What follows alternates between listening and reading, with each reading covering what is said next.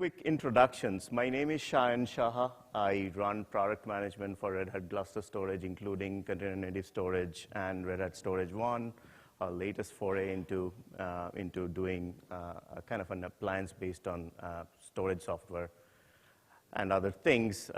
Today, I've been in Red Hat for about 8 years now. Started with product managing Red Hat Enterprise Linux, then moved to the storage business unit once we did the Gluster acquisition. And it's been a long road. I had a lot less gray hair than I had now, but it's been exciting, and we have a lot of exciting things going on in the Gluster land these days, and I'm sure when you get out of this session, you'll get a feel for what it is. My partner in crime today is going to be Sudhir Prasad. He joined us last May, actually, and he is the lead product manager for container native storage. I wanted to start with a question. How many of you here are actually here for, for container native storage roadmap? Like, how many of you? That's quite a few people, almost the entire room. So all the pressure on Sudhir. So I'm going to just go over the Gluster roadmap, and you get to charm the crowd. But as you'll find out, container native storage is not happening in a vacuum. It has a really strong connection with Gluster and is actually built on Gluster. So in any case, Sudhir will be up next after I'm done through my portion. So our agenda today is split into a few sections. I'll do a quick state of the union on Gluster, where we are since acquisition. Go over the Gluster storage roadmap. In that roadmap, it's not going to be a typical, this version has that feature, etc. It's more of a thematic roadmap in the sense these are the use cases we are tackling, and these are the things we are doing for that, and this is what you can expect in the future. So it's going to be less technical, more sort of why we are doing certain things, as opposed to what we are doing. Then Sudhir will do the container native storage roadmap. It's our new offering, actually not new anymore. It's been around for a little more than a year now, and I think yesterday we did a press release that we have surpassed 150 customers using it with OpenShift. That's pretty big for us. We're very excited about it. Red Hat Storage 1, how many of you here know about Red Hat Storage 1? A few hands, but that's also an interesting approach. This is our first foray into offering software-defined storage in a form factor that storage buyers actually want to buy in, which is hardware, software support coming together. So that would be an interesting thing for people who want to look at Gluster for NAS kind of use cases to look at that. So with that, we will do a Q&A at the end. Luckily, there is no other session scheduled for this room after our session ends. And we have a lot of material, but not enough time. So we'd like to take the questions at the end. So please hold your questions for the end, because we won't be able to finish it if we start doing a lot of interactivity. It's not that we don't like interactive sessions. It's just the logistics are so that it's better and to do them at the end and on the hallway, and we are here for next 2 days, 2.5 days, so find us. Anyway, so without further ado, let's get to the meat of the matter. This clicker's not the best thing, but so bear with us. The Red Hat storage portfolio, as you may all know, has two core products. One is Red Hat Ceph Storage, the other one is Red Hat Gluster Storage. And from a 50,000 feet view, a lot of people think they are kind of similar, and they do kind of similar things. They support similar protocols. But when you peel that layer two levels down, it becomes quite apparent that that's actually not the case. You actually have very clearly defined use cases for these storage platforms that we are using and selling into. And it's no longer that much of a mystery. Right now, this is how our portfolio is positioned. So if you're looking for a storage platform for OpenStack, Ceph is your choice. If you're looking for Red Hat Virtualization, Gluster is your choice. Public cloud is Gluster, and OpenShift is container native storage. We also offer standalone file and object with Ceph, file with Gluster. So that's kind of how the portfolio is kind of positioned right now. Here's a slide that describes Gluster's journey at Red Hat. And This is a slide I show kind of I've been showing this for the last 2 or 3 summits because it lets people kind of admire how much Red Hat actually invests in its acquisitions. When we got Gluster into Red Hat back in October 2011, it was a startup technology, and we knew it. And we invested a lot of time and money on it to make it enterprise class. So for the first 3 years into Gluster's journey in Red Hat, we were not adding any features. We didn't have any features, we didn't add. But we couldn't do that forever, right? So customers wanted features because there are certain table stakes stuff that without which people wouldn't take it. And so 2014 onwards, and features never end. You can keep doing them forever till the cows come home. We made Gluster, available, or we made it more enterprise class with the features that people want, whether it was snapshots, quota support, geo-replication, things that you expect from your storage platform, like table stakes, right? But that never ends. But 2 years back, we made a decision where we said, we're going to deeply integrate with a couple of Red Hat storage platforms, and we chose OpenShift and Red Hat Virtualization for 2 reasons. We chose OpenShift because we knew that this container wave was coming, and container storage and container platforms will need storage, So our vision for with CNS is almost to become like what XFS is for RHEL. It is your complete and best platform for OpenShift container platform. So just like when you get RHEL, you get XFS, you usually don't think about it. We want that to be CNS for OpenShift. So OpenShift is your new platform. This is the storage for that platform. And it's paying off big time, so it's got real huge traction in the market. Red Hat Virtualization was for a separate reason, because we saw the hyperconvergence market coming into play. There's enterprise players in there, and it was a growing market, and we had the pieces together. We had a best-in-class hypervisor, we had a storage platform, we married them together to create what we called the Red Hat Hyperconverged Infrastructure product, on which I am not going to talk about a lot today, but there's a dedicated session on it at 4:30. You can go and join that. That's in Room 2003. So that's basically been the journey. And these bets that we made to integrate with OpenShift and RHV are paying off really well. We've seen tremendous customer traction. Our business has been growing. Number of customers, new customers buying this software-defined storage stacks for OpenShift has been really significant. So this is a kind of an obligatory slide on Gluster architecture. So I still remember doing summit sessions back in 2012 and 13 where we used to cover Gluster's architecture using 5-6 slides. We don't do that anymore. Fundamentally, what Gluster does is it aggregates a whole bunch of disks, whether it's in the public cloud or on-premise, and serves them out with a common mount point and supports multiple protocols like NFS CIFS, Fuse, Swift, and iSCSI. The iSCSI one is interesting. We added it recently, and I'll come to it why we did that. So that's kind of the thing. And this is like, although we say servers with local disks, this is applicable to Amazon too. You can do EC2 with EBS, and it's the same thing. So this is kind of another slide where we talk about all the features that Gluster has, and it's probably missing a few because I haven't updated it for a little while. But this was the second phase of Gluster where we added features, and what you see there is to some extent expected from a storage platform, right? It's not what we have there is something what nobody has, but what's unique with Gluster is the fact that it runs everywhere.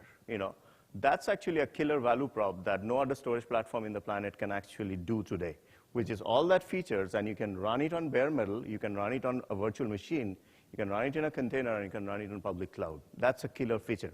Because we have so many customers that are running Gluster, believe it or not, in virtual machines and serving out block devices from their SAN because their SANs just give them this iSCSI or FC-LUNs that don't have any file persona. So that's the flexibility of software-defined storage, and we take advantage of that, as you'll see, in many use cases, including container-native storage that Sudhir is going to talk to you about. All of this work that we have done with Gluster and also in Ceph, Ceph's kind of similar boat, we're investing on it, et cetera. has not got unnoticed. And this is Gartner. Gartner did an evaluation on file and object-based storage systems last year. And 2 years in a row, we are ranked visionaries. And we are the kind of the highest ranked visionary in terms of where we are positioned right now. This is for file and object storage. And the reason we got there was, strong customer traction. And Gartner takes these things very seriously. They actually interview customers. They talk to them. They figure out the use cases, and based on that, they give the rating. So it's not like they didn't do their homework. They really do their homework. They appreciated our roadmap. They really liked our lead in container native storage and object storage with Ceph, and basically our initial launch into hyperconverged infrastructure. So the reason, we are actually. Our vision is more complete than some people who are in the leader quadrant, and that's a cumulative effect of our portfolio. So the next slide, this is what is important. Before I go into what we are doing with Gluster, the big thing here is why. If you walk out of this room today after this session on why we are doing what we are doing, 2 or 3 things that you remember, that will be the achievement of this session. Today, Gluster is no longer the Gluster it was 8 years back, or not 8 years back, but 6 years back, where we had only the left quadrant, left top, which is the software only, software-defined file or software-defined NAS. We give you the software, you buy some hardware or VMs and run this. As I talked about, we have made rapid advances branched out into multiple product lines. So we have our container native storage product. Deep integration with OpenShift runs inside OpenShift or outside of OpenShift, and it has its own versioning and release lifecycle. So it's a completely kind of a different product, and it's released the same day OpenShift gets out, or within a week, of GA. So we have a very tight lifecycle there. Red Hat Hyperconverged Infrastructure is another product. It has its own lifecycle. It's actually embedded inside Rev. If you buy Rev, the bits are there, but you need to buy the subscription to get supported. But it's one platform, it's all there, it's managed through a single management plane of platform, and it is independently versioned and lifecycle. And the last but not the least, on the extreme right side quadrant is what we have Red Hat Storage One, which is our latest initiative to basically provide the flexibility of software-defined storage in a form factor that customers like to buy. So what we saw for the last 5 or 6 years that we have been doing software-defined storage is, customers really like the idea of software-defined storage, that, it is, well, I can buy the software, and I can choose my vendor for hardware, and it could be my latest and greatest, Intel chips, and servers from, HP. I'm no longer locked into a proprietary hardware controller from somebody who built it 3 years back. They like the idea, but the problems come during implementation. And what happens is it becomes more difficult, because once you buy the software and buy the hardware, to get a certain level of performance and stability, et cetera, it is usually reading what we call a bunch of reference architectures, which we do with our hardware partners, our PNS guides, performance and sizing guides. And that becomes a long cycle, of ordering the hardware, reading these documents, figuring out what servers we need with how many disks, how we're going to lay them out, download the software, et cetera.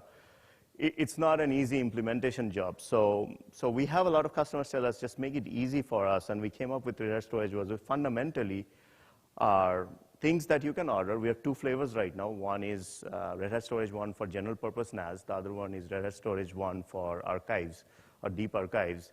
You can just order it from our partner now is Supermicro, and we are recruiting more. And the servers get shipped to you with the software loaded in it, and you run a tool to quickly set up the Gluster volumes, and you can do it in less than 30 minutes, basically, the way it's done. So this is kind of, it might seem like, oh, you guys are talking about software-defined storage, but how come you did this? Because we figured that this is the best way to get to a customer quickly and take all of this guesswork out of the platform where you are trying to choose and pick and server. So that's kind of So my next stuff is basically the Gluster roadmap, and Actually, I'll come back to this. And my Gluster roadmap is going to be very simple. I'm going to just talk about what's and the whys and the whens. What are we doing or what we have done? Why did we do it? And when did this thing show up? And the future is more like the same format. So it's going to be that way as opposed to, well, this version had this and this one. So that's going to be the theme of this. And if after going through the roadmap, if you find a functionality or feature that we have talked about that didn't map to any of these 4 things, then we have missed the point. So you could come and tell us, well, why did you do this? It doesn't make sense, right? So everything that we are doing today has to map directly or indirectly to one of these 4 things. If they don't, we don't do it. That's it. So that's kind of the focus we have got in terms of Gluster storage roadmap, and with CNS being the prime driver. Container-native storage is driving Gluster roadmap, and you'll see that. So the first big feature I want to talk about is a thing which we call Heketi within our communities, but it's basically a RESTful service endpoint for automated volume provisioning. Gluster traditionally, if you have to create a storage volume in Gluster, you have to do it manually, and that didn't really work with OpenShift and dynamic provisioning. So we added this layer on top of Gluster just to make that happen. And it provides you automated storage volumes, allocation, deallocation, and a whole bunch of day 2 stuff. And without this, we couldn't have done the integration.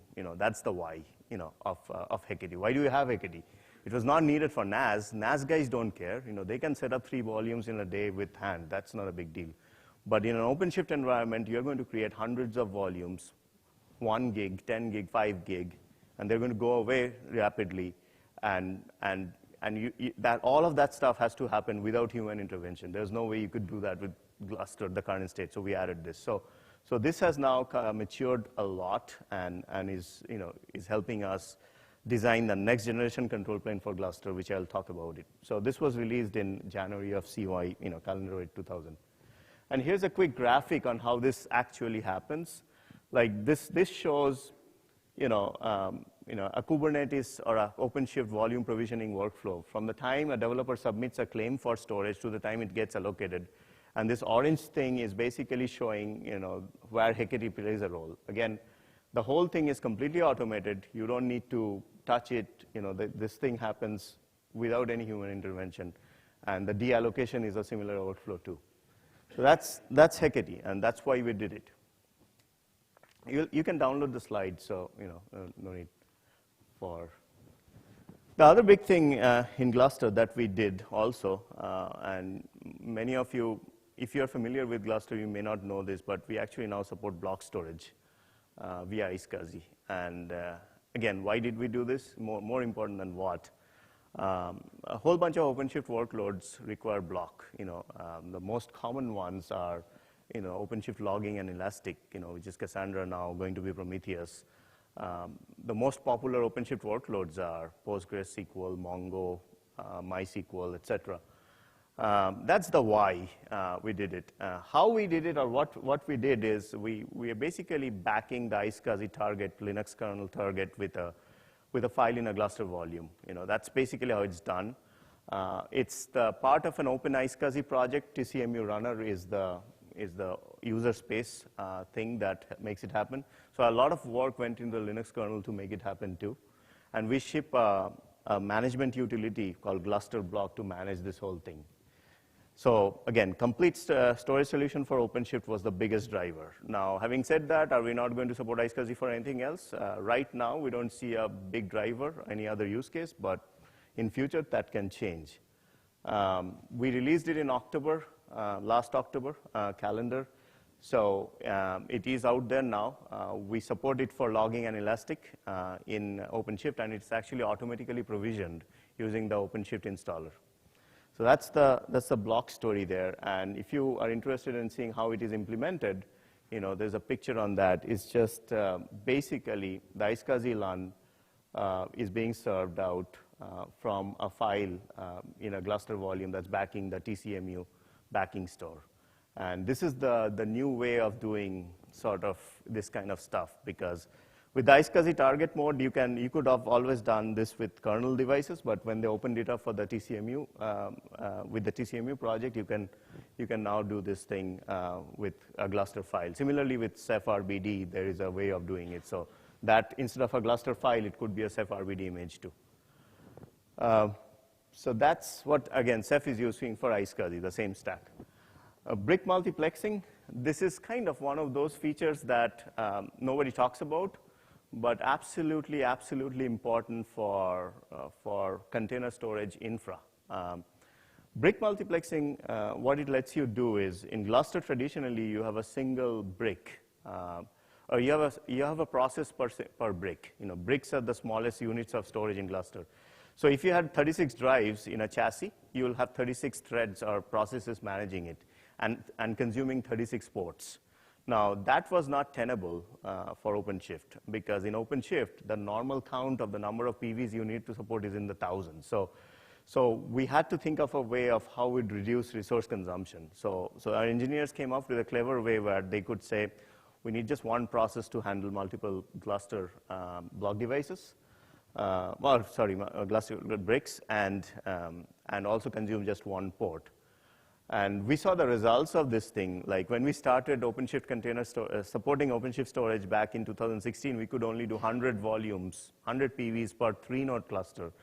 That jumped to 1,000 because of this particular enhancement. And we released it in October with Container Native Storage 3.6. It's currently only supported for the OpenShift use case, but it will be generally available for everybody in summer of 2018 in our next release. And then like high-density storage servers, like servers with 48, 36 bricks, 36 disks can take advantage of it. That will help like deep archival workloads, which is we're going to do. The next one, and this is very, very interesting because Gluster has had the stigma of not doing well with small files forever. And that has been true for a very long time. And there was no single silver bullet that we could fire and say, well, I did this, and this thing went up by 10x. So this was a long, long, long process. For the last 3 years, the Gluster engineers have been hard at work chipping away at this problem. And it's not an easy problem for a distributed storage platform to solve. So there's a whole bunch of improvements in this place, from client-side caching to faster self-heal to faster rebalance. Some of these were enabled by community contributors like Facebook, who actually contribute a lot to the Gluster community. Negative lookup caching, parallel reader, lookup optimized, DM cache, that's the Linux DM cache in bricks, client IO threads. There's a whole bunch of other things I'm probably missing, and the new stuff is coming, but this really helped. And when we say small file, we really mean sub 64K. That's kind of our small file. It's not 1 meg. 1 meg is pretty big for us. So that was the big thing. We had to generally do it for everything, so it indirectly applied to all use cases. And the other thing with Gluster was when the file system really grew big, it was not as interactive at scale. When you went over hundreds of terabytes or a few petabytes, because of metadata handling, it might be slow. So this helped with that too. So we got about 8 to 10x improvement for small files with this. And this is a graph that shows the delta. The blue line is after all the improvements, and the red line is from 2016. So that's kind of what it took. Sharding Translator, this is one of those unsung heroes. We don't talk about it a lot, but originally Gluster, when people used to use Gluster as a VM store, Gluster would store those virtual machine images as a single file. Now that led to a lot of problems because healing large files and locking parts of that would lead to VM lookups and pauses and things like that. So what we did with the Sharding Translator is we could take large files, chop them into small pieces, and kind of spread them across the cluster. And this improved healing, this improved performance, this improved, and all those lockups and pauses went away. So this was the foundational feature for our Red Hat Hyperconverged Infrastructure product that we now have in the market. So this piece of work was really well done to make that happen. The next big thing, again, we can't, with all the hype around Ansible and how it's being used, we could not be the one that's, that didn't use it. Ansible really helped us, in automating Gluster, and we did a lot of stuff with Ansible. Gdeploy is a utility which is based on Ansible to set up Gluster. We do day 1, day 2, et cetera, et cetera. But the big thing that it really helped us was with this RHS-1 project, which is the appliance. It basically uses all these Ansible instrumentation underneath to set up your cluster and volumes and 0 to storage in less than 30 minutes. So this was phenomenal work. It took some time to get it right, and it's not ended. We'll still work on it, but it's something that really helped us in a lot of projects. Then we have this, the Gluster's current web admin, is Nagios basically based, but we're going to kind of try and get away from Nagios eventually, and we have a new console. For now, it's monitoring only coming. We call it the Red Hat Gluster Storage web admin. We released a kind of a preview version of it in December, but in summer, we're going to have a much more a stable management, it's a monitoring console, and its main purpose is to do 3 things, give us capacity, health, and usage information, and basically go from there. So that's another thing that happened reasonably, close. So if you really want to go to, what exactly happened in what releases and what's coming, this is kind of the summary slide, but, our next big release for Gluster is 3.4 in the 3 series. That's coming in July. And we have a whole bunch of things lined up for that, including macOS support, because we have customers asking for that. NFS Ganesha, Samba multi-channel, subdirectory exports using Fuse, punch hole, and again, file features that, that you need. So that's kind of where, that's our kind of, past. So looking at present and future, the next big release of Gluster, the major release of Gluster is RHGS 4.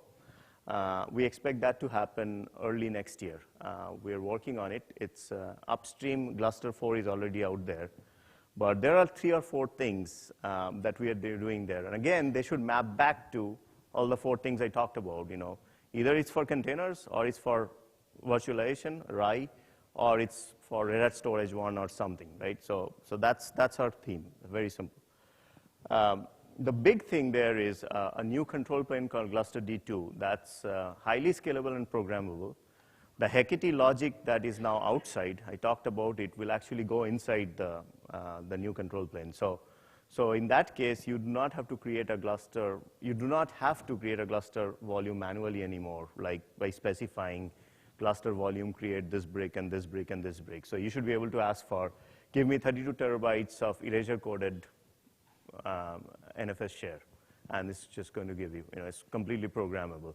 So that's basically what we are working on right now. So in that case, there will be no separate layer called Heketi in its current form. There might be still some APIs out there, but not in its current form. So Kubernetes will talk to Gluster directly, and all of that logic will be built in. So the big driver for this is, again, Cube mostly. We can also support higher cluster sizes from what we are, and then autonomous, what I call autonomous management, which is low admin intervention for DevOps containerized workloads. That's kind of what the world is going. So the world is no longer trying to do Gluster volume create anymore, at least at that scale. The next big thing that have been asked for Gluster for a while is what we call +1 scaling, which is in Gluster today, when we have to expand storage, you have to expand in multiples of 2, 3, 6, 11, based on whether you're using 2-way replication, 3-way replication, 6-way, 8-way, not 6-way, but erasure coded, et cetera. So we're going to do away with that reality. You'll be able to add a server with a bunch of disks. Gluster will assimilate that and serve that out. No need for adding, I have a 3-way replicated Gluster volume, so I have to need 3 more nodes. And there's some very good side effects of that. We won't need to rebalance anymore after the storage is added. That will be done auto rebalance. It basically enables dynamic storage addition, and it helps you with not just NAS use cases, but Cube too. So this is, and our RAI use case where there's a big demand for, well, how can I expand my RAI pods from 3 to 4 instead of 3 to 6? So that's, again, showing up in RGS 4. Then comes, this is one of our biggest gaps that we don't have currently is dedupe and compression. But some of you might know that we bought a company last year called Permabit. They brought a technology called VDO, or Virtual Data Optimizer. We're going to use that technology to support dedupe and compression for Gluster. Ceph2 will be using it. Actually, it's showing up in all kinds of forms already. It's fully supported in RHEL 7.5. RAI 2.0, which is our hyperconverged product, is going to use it this summer. And in Gluster, for NAS use cases, we are going to see that in 4, RGS 4. The biggest beneficiaries of dedupe and compression are going to be container registry images and VM images, as it's known. That's kind of, those are the workloads that help. And here's kind of a quick graph just to show you what kind of reductions you can expect. This is for OpenShift container registry images, 259 GB reduced to 46 GB. This is Red Hat Engineering did it. So that's again, a thing that we didn't have for a while, but we're going to get it. Good technology. We acquired Permabit the right time. Then comes a very interesting feature. It's called active-active master replication, active-active multi-master replication. This is something we'll actually demo on Thursday. Chris Wright, who is Red Hat CTO, this enables you to actually stretch a Gluster volume across multiple data centers, including public clouds. And you can write to, you can write at any of these sites. And we will reconcile the writes using policy and basically propagate the writes to one site to another site using what we call the Gluster self-heal procedure. So the reason we are really hot on this feature is we think this is going to solve the Kubernetes storage federation issues with running Kubernetes clusters across different sites with storage that needs to go around across to be able to do data management solutions. So we're really big on this. I don't really have a good picture of this, but it's really something that customers have been asking. But it's not just Kubernetes customers. We also have customers from the NAS space who are looking into this. So that's kind of a big stuff for Gluster's roadmap. So 4.0, Gluster 4.0 is we're thinking early next year, and these are the features in that. And this is kind of a summary of what I talked about. So to take you through container native storage, I'll have Sudhir come in and talk to you about that roadmap. And I'll come back later on. Thanks, Ann. So I think let me take you through the container native storage. I would like to call it OpenShift container storage. So we do have,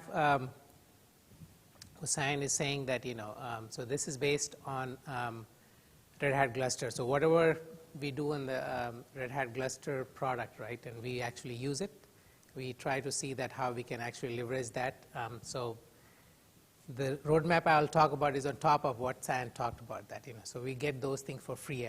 So that's the good thing. So OpenShift storage, right? If I look at why are we doing it and what our focus is basically 3 parts, right? The first one is that to run OpenShift itself, you need some infrastructure persistent volumes, right? For logging metrics and registry, right? And then there are other services which your OpenShift itself needs to run, right? So that's one of the, we categorize them as infrastructure needs.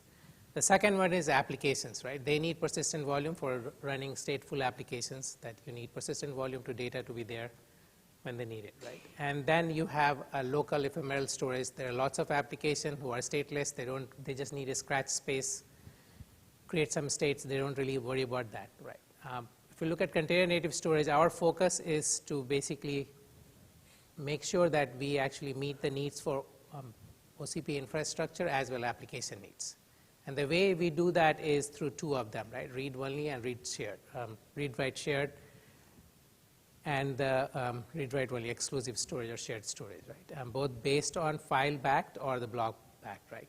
We have added S3 interface. There is not really a great way to consume object storage right now in OpenShift more dynamically.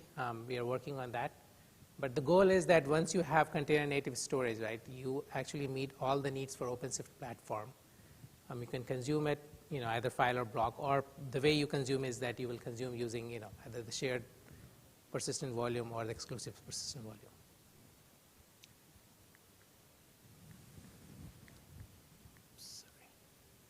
So the question comes, why do you need, there is a lot of options right now, right? Any storage vendor you have or any storage you have on-prem or, in cloud, they have some plugin for OpenShift, and the reason being there that, in the Kubernetes itself, right, we have plugins for almost every storage vendor, right?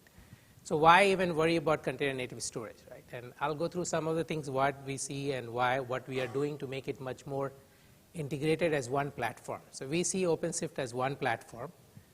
You basically end-to-end. Storage is just like any other service, just like you get network and other things, you get that, right? The first top one is that just like OpenShift, you can run it anywhere, right? And since we are based on Gluster Storage, right, we can run anywhere. So you don't really need to worry about what's your infrastructure. You can get started on bare metal, you can get started on the virtual, you can get started on Azure, you can get started on AWS. It doesn't really matter. It's one platform, you can run it anywhere you want. And that has a significant advantage, right? So if you have one platform, which is exactly same, you can develop your applications on-prem, deploy them in cloud, right, without making any changes. So we have customers who actually have app and dev and on-prem. They do that, but most of their deployment is in Azure and AWS. So they can just basically, create, publish the containers in the registry that deploy that without making any change to infrastructure. And as you really deploy that in hybrid cloud environment, right, you will have, so that gives you a workload portability, right? You develop at one place and deploy it every place, right? Or you expand it to the other place. But as Sayandeb was saying, right, if you do deploy that through multi-clusters, right, and you can actually have data portability across these different things, and we will give a demo on this thing on Thursday, I believe, you will see that, you can actually not only move your workload, you can actually move your data with it, right? So then you have a truly unique one seamless platform where you can deploy a container without worrying about what is exactly and where it is running. The second is the great thing what we are working on is that, so there are two modes to consume storage in Kubernetes, right? One is that you have a plugin, you have existing storage, we call it adapter. Kubernetes can go and access them, and almost every vendor have a plugin. You can do dynamic provisioning and go from there, right? But we see it a little bit differently, that you should have an option to leverage what container itself provides you, right? So with container native storage, you have two modes of deployment. The first one is that you can actually deploy that as container. So you take full advantage of the container value prop, so you can upgrade, manage, scale, just like you can deploy any other containers, right? And so that's one. You can manage it using Kubernetes, right? So Kubernetes can manage your storage service just like it can manage any other service. So we have actually, so a lot of customers deployed that when that gives them a scale, right? That you have OpenShift platform, you deploy the storage service on top of it. You have option to deploy that outside it, just like any other vendor. But that gives you this cloud native architecture where you can manage this thing, expand, grow, scale, or bring it down, whatever you want to, just like any other service. Then container availability, right? And this one is much more important because in the OpenShift platform, right, the containers can be moved anywhere from one host to any other host. Host can go down, containers can go down, pods can go down. What container native storage allows you to do is that you can have in different availability zones, even in public cloud like AWS, right? You have different availability zones. You can stretch it across different availability zones, so even the whole availability zone goes down, you can actually, your container still keeps running because you have that access to your data through those availability zones, right? And this is true even on-prem, right? You can have different fault zones. So you can have stretch it across different fault domains, different data centers, stretch it across, and then have availability. The whole goal is just like you can have the Kubernetes cluster up and running when things can keep going down and up, doesn't really matter. Kubernetes will keep you up, and that's the whole value proposition, that you make sure that your data is available regardless of what happens or where the pod moves. And not last but the least, right? Most of the vendors have storage on-prem, right? Or within the cloud, right? What we want to do is that, make sure that you can actually leverage that storage, make it container ready till you actually get to your own infrastructure, or just you want to consume that, right? So what container native storage allows you to do is that you can leverage your existing SAN storage, give it a block of device, give me a VMDK, doesn't really matter, or go on AWS, give me EBS, and then let me virtualize it so that I run OpenShift as one platform with all the value proposition I get without losing any functionality, right? Without changing my infrastructure. That's the key goal, right? You have the flexibility of choosing your infrastructure, whatever way you want to deploy that. We'll run that as one fabric and then go from there.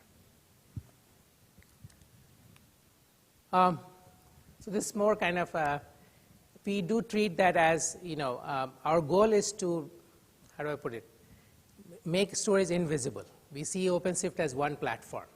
Storage is there, it's just like any other service, you just consume it. You can always put these things together by hand, right? You can get your storage outside, you can put an adapter around that, right? But our goal is that, make sure that it's one platform, not only just, as a service, but you can monitor that, manage that using one management console, right? So for example, if you have Prometheus up and running to monitor the OpenShift, we want to see there that, hey, how many PVs we have, how much they are consumed, what is the status of the PV, and things like that. That's where we are, our goal is. So what's where we are, where we want to go. Okay.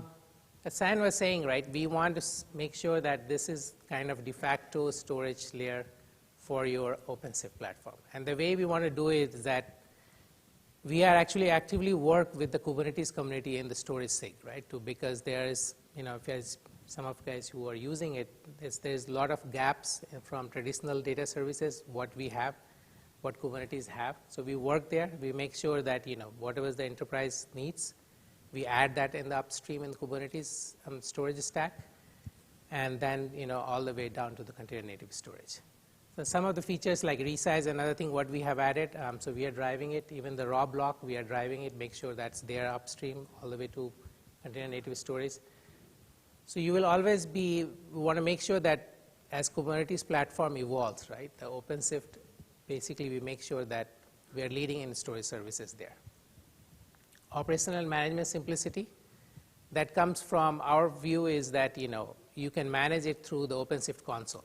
If you are a tenant, you can actually get everything from storage for your project from OpenShift console. If you are monitoring it using Prometheus, just use Prometheus to do end-to-end monitoring. Invisible but integral part, right? We don't want this to be managed as a separate subsystem. You can actually deploy that as a separate subsystem depending on your processes and then have the storage group manage that. But from the user perspective, it has to be invisible. They should not worry about where they are getting the storage from, how they are consuming it. So what's new?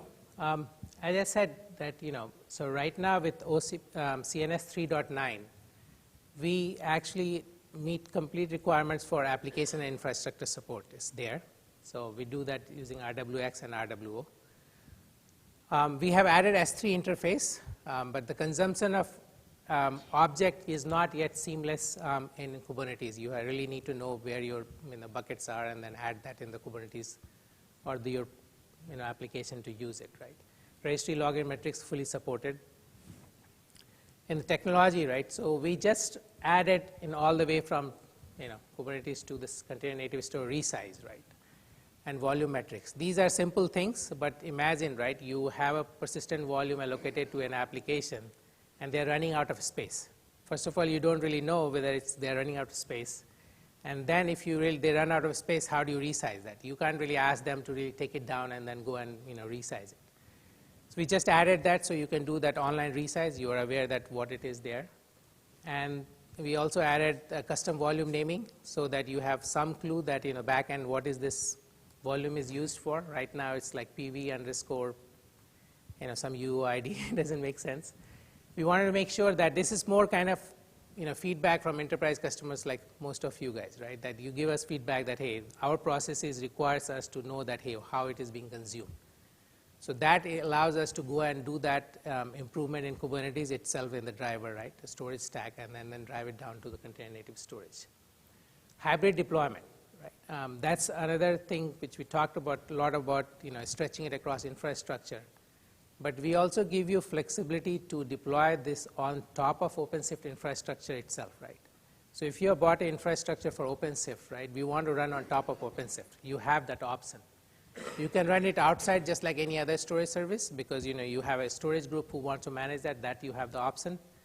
So that gives you complete flexibility of infrastructure as well as the processes inside your, in your company. Operational simplicity, integrated installation. So right now you can install OCP with CNS all together. One Ansible script can install both of them. Integrated management and monitoring. We have taken baby steps. It's not there, but our goal is to just finish this one. So we have added that, hey, you can actually from Prometheus, you can monitor from CNS how this is being consumed, all the PV thing, right? We will add even CNS infrastructure, how it is doing into the Prometheus. Roadmap. So I'll just go a very high level what our focus is, right? One is to basically make sure that we actually continue to enhance Kubernetes storage itself, right? So mostly in areas of enterprise SLAs, right? For example, snapshot. We are adding right now block. That we can consume block storage, but still the pod actually consumes that as a file bind mount, right? So we are adding that you can actually start consuming from the container itself raw block devices, right? Operators and data services. So that's another, operators is mostly for simplifying your upgrade and other aspect of the storage. But data services is the big area where we are doing it. And you may have seen that we have added snapshot controller. We will be doing alpha for that. But we want to make sure that your all enterprise data services which you are used to, right, gets end-to-end get implemented into container native storage.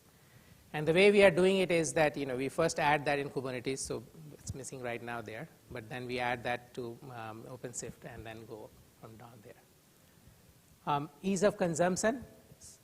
So storage as a service. In CNS 3.10 in next release, what we are working on is enabling these applications. So just like you can consume any file that, hey, I make a claim and then go and consume a file, get a volume behind it. What we are adding is that you can actually do the same thing for object storage. You can go and go to the service catalog and actually pick and choose that, hey, I want these kind of, this is the capacity of object storage we will need. And then you get a dynamically allocated bucket, and then you can actually consume that in your container. Enterprise SLAs enablement. Arbiter volume support is there in Gluster. So we will be adding that into CNS 3.10. And multi-cluster, multi-cloud. You will see a demo on Thursday where we will be stretching it across multiple clouds and basically multiple clusters. And then you can actually move your not only workload, but data will be moved around that, right? So that will be, we'll make that first beta availability, and then based on feedback, we will make it a GA.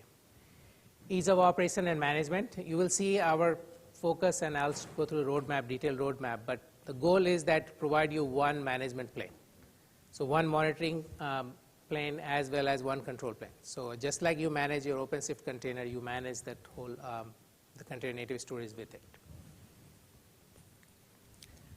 So this is kind of more detailed roadmap. So we will have upcoming release in June. The focus there is to have arbiter volume support. This is already in Gluster and service catalog, so that we make it easy to consume object, just like you can consume the files, right? So, and using CNS, that's the whole goal.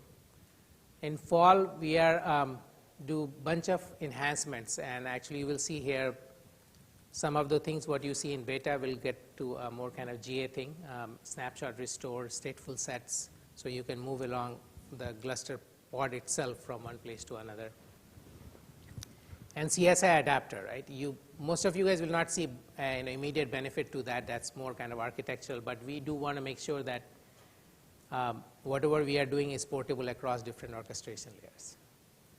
And in early 2019, what we want to do is that create an operator for managed CNS. This is with OpenShift, right?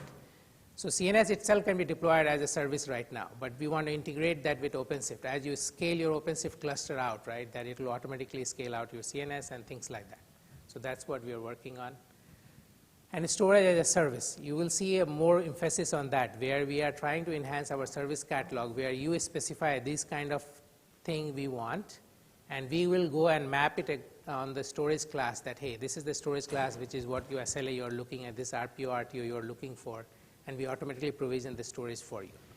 So that's what we are looking in early 2019. Yeah, thanks, Sudhir. So I think we are already over time, but thanks for hanging around. It shouldn't take too long. So Red Hat Storage One, as I already talked about, is our basically effort to effectively ship an appliance version of Gluster. And the key goals are, this is kind of the details, 4 to 24 servers, 30 minutes or less, sold by, right now it's Supermicro who will deliver that to you. And it's preloaded with the software, so no need of downloading and putting it out. It's all, the servers are pre-engineered with the correct amount of flash, correct amount of HDDs to get you the desired performance that you can. So the data sheet basically tells you exactly what you can expect when you buy this, which is what you get from your traditional hardware vendors, and which is a big savior for a lot of time where you don't have to do that yourself. Basically then, the whole goal of this is, again, make it easy to design, easy to purchase, easy to install, single vendor support. So it's one SKU for software hardware support. You actually call the hardware vendor. We have trained them. They'll take your L1 and L2, and we'll do the L3. So again, it's a completely different business model. And while doing this, you still all have all the goodness and the features that you get with regular Gluster anyway. So you're not missing out on any of these features if you take this. So with that, we will end the presentation. Oh no, so we do have the two versions of our Red Hat Storage One that we are currently shipping. One is called General Purpose NAS. This is for your file sharing needs, all kinds of high performance file sharing. This is what you would use. Content repository is more for archival kind of workload. So it's like two form factors right now. And we support NFS, SMB, and Fuse, all the three protocols. And the datasheet actually tells you what you can expect for NFS, what you can expect for SMB, and what you can expect for Fuse in terms of with file sizes. So you know exactly what you're going to get. So if that works for you, great. Doesn't that work for you, don't waste your time. So that's kind of where we are. And that's basically, that ends our thing today. But if you want to check out our hyperconverged solution with Rev and Gluster, please visit this session. It's at 4:30 today. We will actually host this with one of our partners, Commvault. They're going to talk about how they have adopted this thing in their own offering called Hyperscale Storage. And that's at 4:30 today. Thanks.